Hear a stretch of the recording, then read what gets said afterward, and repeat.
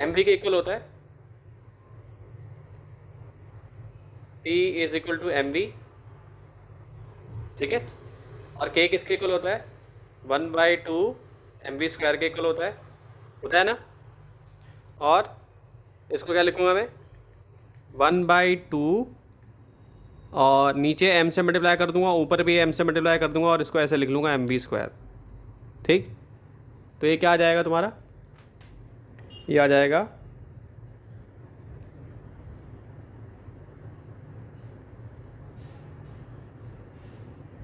Equal to हो जाएगा ये 1/2 mv², तो ये हो जाएगा 1/2 m² v² हो जाएगा। तो क्या बन जाएगा कि m² v² क्या हो जाएगा तुम्हारा p किसके इक्वल होता है mv के स्क्वायर होता है, तो ये p²/2m हो जाएगा। तो ये रिलेशन बन जाएगा जैसे कि p² इक्वल टू 2m के। इस पे बहुत क्वेश्चन आते हैं स्कूल के एग्जाम में, तो p क्या हो जाएगा तुम्हारा 2m के हो जाएगा, ठीक है। इसको लिख लो फटाफट। तो बच्चों ये क्वेश्चन है इसी टॉपिक से रिलेटेड है, कह रहा है how does the kinetic energy of a body change if it's momentum is doubled. तो अभी हमने एक रिलेशन पढ़ा है, क्या पढ़ा हमने, काइनेटिक एनर्जी किसके है, डायरेक्टली प्रोपोर्शनल किसके है, काइनेटिक एनर्जी फॉर्मूला क्या है p²/2m है ना। तो काइनेटिक एनर्जी डायरेक्टली प्रोपोर्शनल किसके p² के। तो कह रहा है कि अगर मोमेंटम को डबल कर दिया जाए यानी कि 2 टाइम्स कर दिया जाए, ठीक है, तो क्या होगा काइनेटिक एनर्जी पे क्या असर पड़ेगा, 4 टाइम्स हो गया ना ये, ठीक। आंसर क्या आएगा kinetic energy becomes 4 times. So kinetic energy becomes 4 times. क्यों, क्योंकि डायरेक्टली प्रोपोर्शनल था ये फॉर्मूला हमने अभी पढ़ा था, अरे डायरेक्टली प्रोपोर्शनल था तो क्या हो जाएगा, ये कितना हो जाएगा तुम्हारा 4 टाइम्स हो जाएगा, ठीक। तो ऐसे छोटे छोटे क्वेश्चन पूछे जाते हैं 4 टाइम्स। क्यों, क्योंकि ये डायरेक्टली प्रोपोर्शनल था। इसको लिख लीजिए फटाफट। तो रीजन क्या दोगे भाई, एक हल्की बॉडी है एक हैवी बॉडी है, दोनों का काइनेटिक एनर्जी सेम है, फॉर्मूला हमारे पास है, अभी अभी हमने डिराइव करा है, उसी टॉपिक पे क्वेश्चन करा रहा हूँ। तो K किसके इक्वल है भाई p²/2m के इक्वल है, ये अपना मोमेंटम है, ठीक है। और ये काइनेटिक एनर्जी है, तो P किसके इक्वल हो गया 2km के इक्वल हो गया, डायरेक्टली अपने साइन आ गया, यानी P किसके डायरेक्टली अपने के इक्वल है मास के। तो जो हैवी होगा उसका ज़्यादा मोमेंटम होगा ना, ठीक। तो अगर मान लो √16 लिया है 4 आ गया, √8 लिया तो 2√2 आ गए, ठीक है। तो इससे ये मालूम चलता है कि डायरेक्टली प्रोपोर्शनल है मास। तो हैवी बॉडी का जो हैवी बॉडी होगी उसका मोमेंटम ज़्यादा होगा, ठीक है। फटाफट लिख लीजिए इस क्वेश्चन को। इस टाइप के क्वेश्चन स्कूल के एग्जाम में पूछे जाते हैं। इस बार अनइक्वल मास है लेकिन लीनियर मोमेंटम सेम है, तो किसका काइनेटिक एनर्जी ज़्यादा होगा, किसका ज्यादा मास है। भाई फॉर्मूला लिख लेते K equal to p²/2m,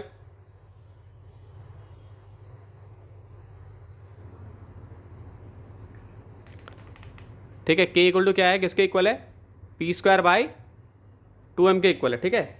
K किसके इक्वल है p²/2m के इक्वल है। अब क्या बोला है, इक्वल अनइक्वल मास है, एक का मास अलग है एक का मास कुछ मान लो सपोज 2 kg, एक का मास 4 kg है।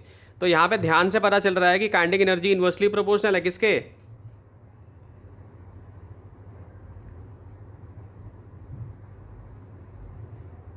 m के, ठीक। तो जिसका मास कम होगा, इसमें लाइटर मास है आंसर। हाँ, तो उसकी काइनेटिक एनर्जी क्या होगी, ज़्यादा होगी। सिंपल इस फॉर्मूले पे आपको सोचना है, ये घुमाएंगे तुम्हें अलग अलग लैंग्वेज में तुम्हें घुमाएंगे, लेकिन तुमको फॉर्मूले पे सीधा सोचना है, ठीक है।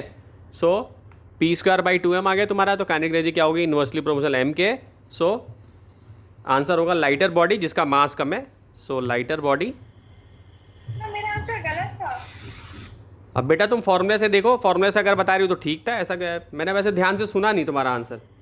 सो लाइटर फॉर्मूला तो सर फॉर्मूला के हिसाब से गलत है। फॉर्मूले के हिसाब से ही बताना है, अपना दिमाग नहीं चलाना है, ठीक है। तो lighter body has more kinetic energy, okay. Lighter body has more kinetic energy than the heavier body, ठीक है।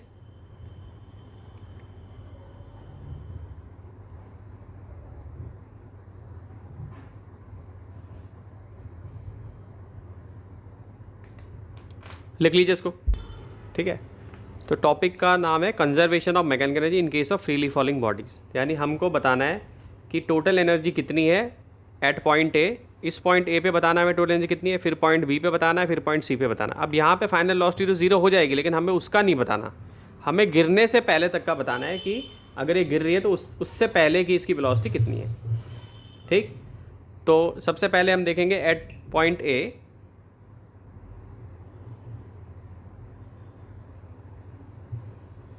ठीक। बॉडी किस पे थी, रेस्ट पे थी भाई, तो u ज़ीरो हो जाएगा,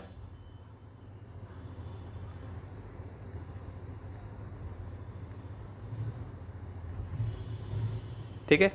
तो काइनेटिक एनर्जी ए पे क्या होगी, ज़ीरो होगी। पोटेंशियल एनर्जी कितनी हो जाएगी, mgh। टोटल एनर्जी कितनी हो जाएगी, energy at A,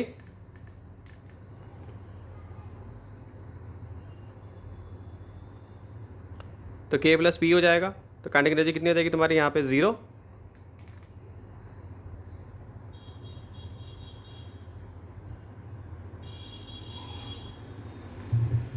plus mgh, ठीक है। ये लिख लेंगे। सबको समझ में आ रहा है भाई कैसे कैसे लिखा है मैंने? तो ये ए पे निकाल दिया मैंने, ऐसे ही अब हम बी पे निकालेंगे। सो बी पे हमें निकालना है, जब ये यहाँ से यहाँ गिरेगा तो ऑब्वियसली इनिशियल वेलोसिटी इसकी ज़ीरो थी, तो हमने ज़ीरो ले लिया। वी स्क्वायर को क्या लिया हमने, 2gx ले लिया। क्यों x लिया हमने, क्योंकि यहाँ से यहाँ तक जो इसका जो डिस्टेंस है वो कितना है, x है, ठीक है। x है इसका डिस्टेंस, तो ये क्या हो जाएगा, वी स्क्वायर के 2gx हो जाएगा। तो काइनेटिक एनर्जी का फॉर्मूला क्या हो जाएगा, 1/2 mv स्क्वायर। वी की जगह पे क्या लिख देंगे, 2gx, ये 2 से 2 कट जाएगा, mgx यहाँ पर आ जाएगा। तो b का जो वैल्यू होगा वो कितना हो जाएगा, mgh माइनस x हो जाएगा, ठीक है।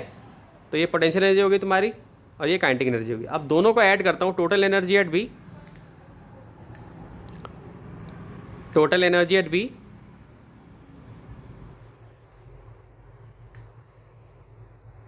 कितना हो जाएगा, टोटल एनर्जी बी भाई, kinetic energy plus potential energy, तो ये क्या हो जाएगा, mgx, ये क्या हो जाएगा, mgh, ये क्या हो जाएगा, mgx। तो यहाँ पर भी एनर्जी क्या होगी, टोटल mgh हो जाएगी, ठीक है। तो ये बी की एनर्जी हमने निकाल ली। थर्ड केस में वी स्क्वायर में स्क्वायर को 2gh लिख सकते हैं हम, एट पॉइंट सी अगर हम निकाल रहे हैं। अभी h हमने क्यों लिया, मान लो यहाँ से यहाँ तक पूरी हाइट कितनी दी हुई है, h है ना भाई। तो हम ऐसे लिख सकते हैं 2gh, या फिर हम क्या लिख सकते हैं, वी डैश का स्क्वायर। यहाँ पे वेलोसिटी वी डैश है तो ये वी डैश लगा दिया मैंने, तो यहाँ पे वी डैश का जो स्क्वायर है वो किसके इक्वल आ जाएगा, 2gh क्या आ जाएगा, क्यों, क्योंकि u तो ज़ीरो लिया था हमने, तो ये क्या आ जाएगा, 2gh, ठीक है। u की वैल्यू हमने क्या ली थी, ज़ीरो ली थी, तो 2gh निकल जाएगा। c पे काइनेटिक एनर्जी निकालेंगे। बेटा यहाँ पे वेलोसिटी जीरो नहीं हुई है, गिरने से थोड़ी देर पहले की वेलोसिटी है, तो c पे काइनेटिक एनर्जी देखेंगे तो क्या आ जाएगा, 1/2 m और v डैश का स्क्वायर, ठीक है। इसको 1 ना लिखो, इसको 1 ना लिखो, और इसको v डैश का स्क्वायर लिख लो। c क्या हो जाएगा, 1/2 m v डैश का स्क्वायर हो जाएगा, तो क्या हो जाएगा, 1/2 m, और इसको क्या लिख देंगे, 2gh, ये क्या आ जाएगा, mgh, ठीक। सो uc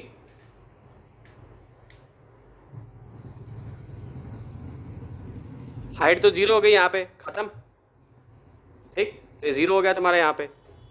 तो अब यहाँ पे भी अगर हम देखें एनर्जी जो सी पे अगर हम देखेंगे तो कितनी होगी, के सी प्लस यू सी क्या हो जाएगी, mgh हो जाएगी।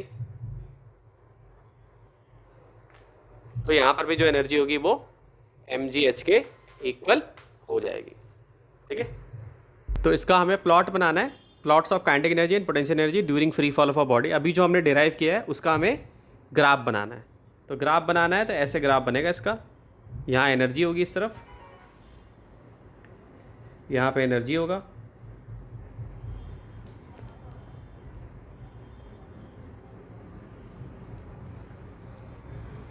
और यहाँ पे हाइट होगा,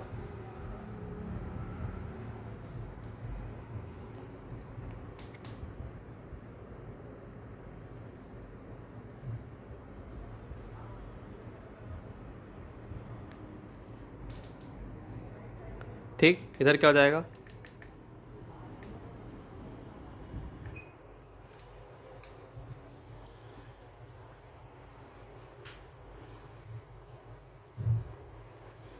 ये पी हो जाएगा।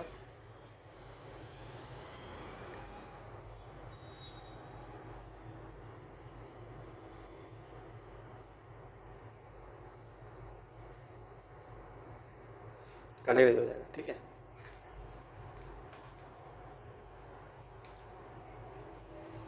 ठीक आ जाएगा टोटल एनर्जी।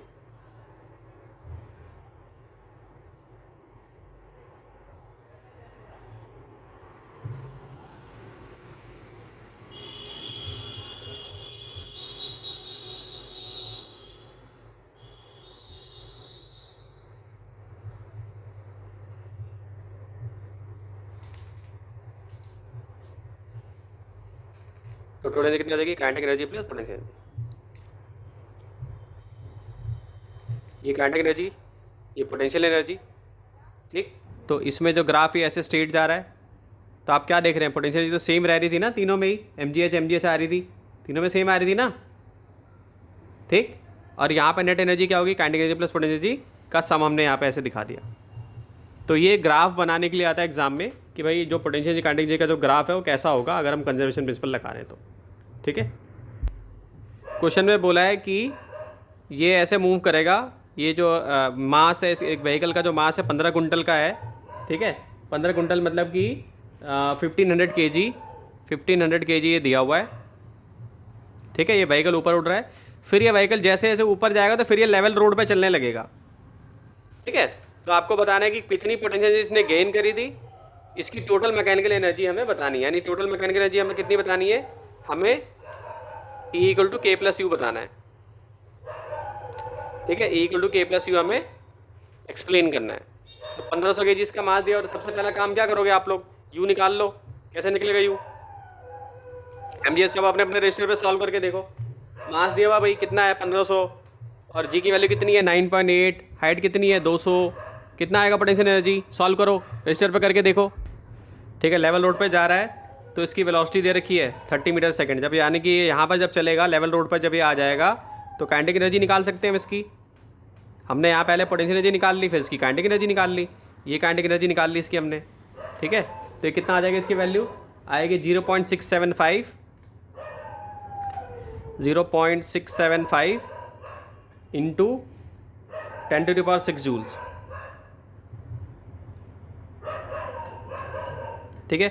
तो ये काइनेटिक एनर्जी हो जाएगी।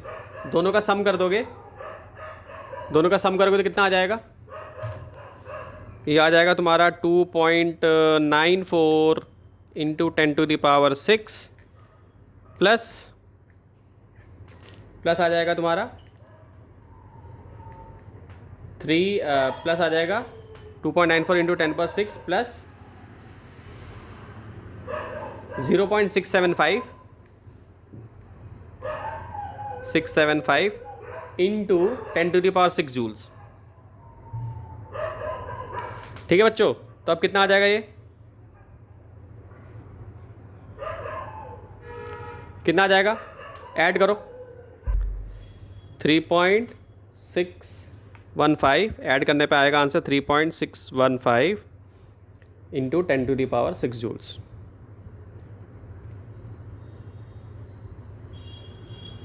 ठीक है। ये इसका आंसर हो जाएगा। ऐसे एक और क्वेश्चन करते हैं, फिर से समझा देता हूँ क्वेश्चन कि ये एक पेंडुलम है, कुर्सी टाइप का पेंडुलम है ये। यहाँ पे एक गर्ल बैठी हुई है, इसका मास हमें 40 kg दिया है। तो इसको किसी ने जब पीछे से फोर्स दी तो ये यहाँ से यहाँ पहुँच गई और यहाँ पे 60 डिग्री का एंगल बन गया, ठीक है। तो हमें ये बताना है कि कितना पोटेंशियल एनर्जी गेन किया गर्ल ने, यानी गर्ल ने, ठीक है, पोटेंशियल एनर्जी कितना गेन किया है, ये हमें निकालना है सवाल में, ठीक है। तो अब अगर आप इसको, मैं ऐसे बना रहा हूँ यूँ, अगर मान लो मैंने ऐसे बनाया इसको, तो मैं यहाँ से एक ऐसे इस सिचुएशन ले लेता हूँ, जैसे मान लो ये मैंने लिया, ये यहाँ से यहाँ पहुँच गया 60 डिग्री पे, ठीक है। तो यहाँ से ऐसे लाइन बना सकता हूँ, मैं बना सकता हूँ ना, यहाँ पे 60 डिग्री का एंगल बन रहा है। इसको क्या ले लूँगा, OC, ये मेरा क्या है, B हो गया। इसको B पॉइंट ले लिया मैंने और इसको A पॉइंट ले लिया, ठीक है।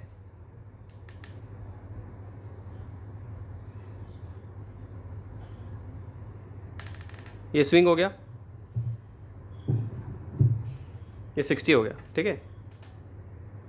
ये सी हो गया, ये एच हो गया तुम्हारा।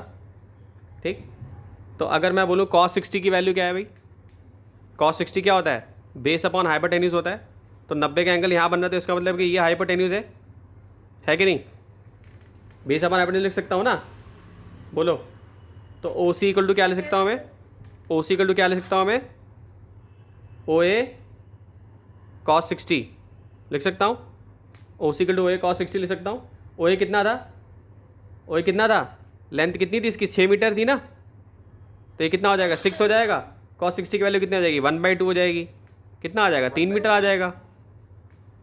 ठीक है, तो पोटेंशियल एनर्जी गेन का मतलब क्या है, यानी हमें हाइट निकालनी थी, इसमें मास दे रखा है, जी दे रखा है, एच दे रखा है। मास कितना 40 है इसका, जी की वैल्यू क्या लेनी है यहाँ पे 9.8 लेनी है।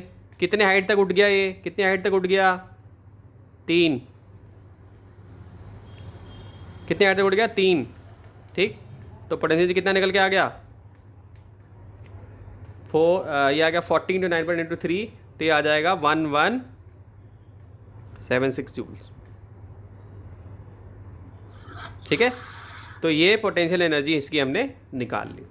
ठीक, तो यहाँ पे थोड़ा डायग्राम मैंने समझाने के लिए ऐसा बनाया, लेकिन ये ऐसे ही स्विंग करेगी तो ऐसे उठेगी, तो 3 मीटर तक इसकी जो है लेंथ ये उठती है। तो ये थोड़ा सा टिग्नोमेट्री इसमें लगाना है, और हाइट मेन हमें निकालना है, क्योंकि यही हमें पूछा है। जैसे मैं बोलूँ कि मेरे पास एक बॉक्स था, और उसको मैंने उठा के पहले 3 मीटर पे था, अब मैंने 5 मीटर पे रख दिया इसको ऊपर। तो अब आपको क्या करना है, mg तो वही सेम रहेगा बॉक्स का, हाइट आपको ले लेनी। तो कितनी गेन होगी पोटेंशियल एनर्जी, जितनी हाइट भाई गेन करी है उतना इसने पोटेंशियल एनर्जी गेन किया है।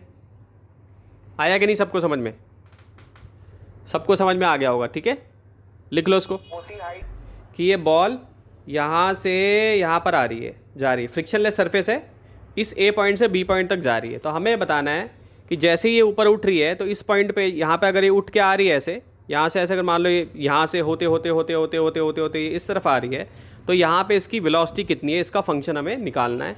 ठीक, तो यहाँ पे हमें कंजर्वेशन प्रिंसिपल लगाना पड़ेगा। और कंजर्वेशन प्रिंसिपल क्या कहता है कि जितनी एनर्जी ए पर होगी ना, जितनी एनर्जी ए पर होगी,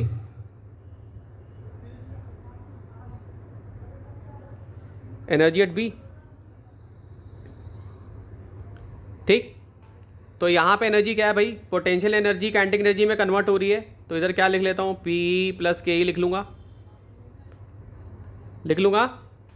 P + KE लिख लूँगा।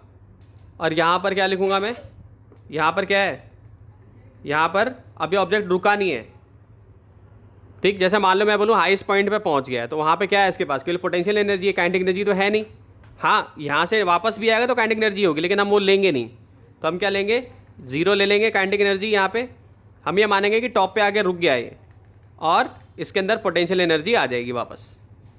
ठीक, तो ये डिस्टेंस कितना मूव करके गया है, r डिस्टेंस है ना यहाँ से यहाँ तक। तो ये हाइट कितनी है यहाँ पे, इस पॉइंट के लिए हाइट कितनी है, u कितना हो जाएगा, तो mg/r हो जाएगा। यहाँ पे क्या लिख लूँगा मैं, mg और r लिख लूँगा। m क्या है, मास ऑफ बॉल। ठीक है, पोटेंशियल जी कितनी लूँगा, पोटेंशियल जी के लिए क्या लिखूँगा मैं, यहाँ पे h हाइट पे था तो mgh लिख लूँगा मैं, भाई यहीं से गिरना शुरू हुआ है। और काइनेटिक एनर्जी क्या लिख लूँगा, 1/2 mv²। मुझे v पता करना था, ये तो 0 ले लूँगा मैं।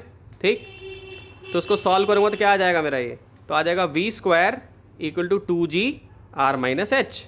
ठीक, देखो ये इधर जाएगा, कॉमन आ जाएगा mg/-h, एनर्जी टी के बाद बता दो। तो ये v आ जाएगा कितना, अभी बता रहा हूँ बेटा, एक बार आप पहले इसको समझो, लिखो, फिर बताता हूँ मैं दोबारा। भाई जितनी एनर्जी ए पर है, अगर यहाँ पे 100 रुपये है तो यहाँ पे भी 100 रुपये है। जितना एनर्जी यहाँ पर है उतना एनर्जी यहाँ पर है। एक कम हो सकता है, एक कम होगा, एक बढ़ेगा। ठीक है, या ये वाला कम होगा या ये बढ़ेगा, दोनों का सम 100 ही रहना है। तो यहाँ पर अगर पोटेंशियल ये टोटल 100 हो गई यहाँ पे। ठीक, काइनेटिक एनर्जी यहाँ पे 0 हमने ले ली, तो दोनों का सम सेम ही रहना है। तो हमने यहाँ पे क्या लिया, फॉर्मूला लिख लिया केवल। और पोटेंशियल जी कितनी थी, जब ये बॉल यहाँ पहुँची तो रेडियस, ये रेडियस है ना इसका। ठीक, इंटरेस्टिंग चीज़ देखोगे r और h सेम ही है, तो वेलोसिटी यहाँ पे क्या हो जाएगा, फंक्शन जो है 2gr-h हो जाएगा। तो अब अगर मान लो आपको सीधा आपको वैल्यूज़ दियो, न्यूमेरिकल वैल्यूज, तो सीधा आप वेलोसिटी निकाल सकते हो। अगर आपके पास सिमेट्रिक चीज़ है कोई, अगर आपके पास कोई सिमेट्रिक चीज़ है तो आप सीधा इसको निकाल सकते हो। अंडरस्टूड।